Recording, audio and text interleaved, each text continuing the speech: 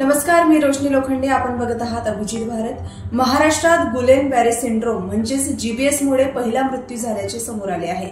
सोलापुरात एका व्यक्तीचा मृत्यू जीबीएस मुळे झाल्याचा अंदाज आरोग्य विभागाने व्यक्त केला आहे. तसेच पुण्यात जीबीएस आजाराने चिंताजनक परिस्थिती निर्माण केली आहे. केवळ पुणे आणि जवळपासच्या शहरांमधून 100हून अधिक रुग्ण जीबीएसने ग्रासित असल्याचे समोर आले आहे. एकट्या पुण्यातील 81 रुग्ण आहे, तर पिंपरी चिंचवडमध्ये 14 आणि 6 रुग्ण इतर जिल्ह्यातील आहेत.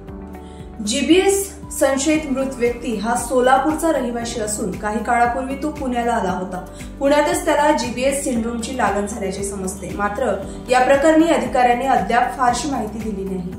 गुलेन-बॅरे सिंड्रोम किंवा जीबीएस हा एक रोग प्रतिकारक तंत्रिका विकार आहे. या आजारात हात पाय अचानक सुन्न होऊन स्नायू कमकुवत होतात. या आजारामुळे अशक्तपणा, अतिसार, छातीच्या स्नायूंमध्ये कमकुवतपणा, श्वास घेण्यास त्रास अशी लक्षणे दिसून येतात. जीबीएस समस्या सामान्यतः जीवाणू आणि विषाणूजन्य संसर्गामुळे होतात. त्यामुळे रुग्णाची रोगप्रतिकारक शक्तीही कमकुवत होते.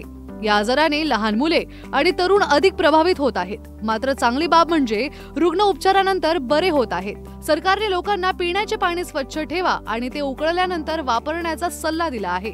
लोकांना त्यांच्या जेवणात स्वच्छता राखण्याचा आणि भाज्या पूर्णपणे उकडून खाण्याचा सल्ला देण्यात आला आहे. जीबीएसचा उपचार 2 पद्धतींनी केला जातो. पहिला उपचार प्लाझ्मा एक्सचेंजमध्ये. यामध्ये रुग्णाच्या रक्तातून प्लाझ्मा काढून एक्सचेंज केले जाते. या प्रक्रियेमध्ये शरीरातील विषारी पदार्थ काढून टाकले जातात, ज्यामुळे मज्जासंस्थेला आराम मिळतो. दुसरा म्हणजे इम्युनोग्लोब्युलिन थेरपी. यामध्ये रोगप्रतिकारक शक्तीच्या विरोधात काम करणाऱ्या अँटीबॉडीजचा डोस दिला जातो, ज्यामुळे चेतापेशींचे नुकसान होण्यापासून बचाव केला जातो. तसेच काही रुग्णांवर पेन किलर्स आणि फिजिओथेरपी सारखे उपचार देखील वापरले जातात.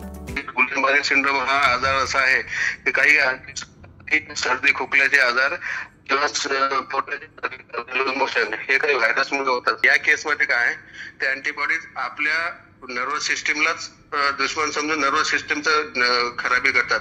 त्याच्यामुळे नर्वस सिस्टीम वीक होते. त्याच्यामुळे त्याला पायापासून विकनेस सुरू होते. सुरुवातीला मुंग्या येणं, टिंगलिंग नमुना ज्याला म्हणतो ना आपण, मुंग्या येणं, ते सुरू होऊन जाते. मग नंतर जसं वाढत त्याचं लंग पर्यंत येते. लंग पर्यंत आले, त्याचं लंग पॅरालिसिस झालं तर मग व्हेंटिलेटरवरून मग पेशंट सिरियस होते.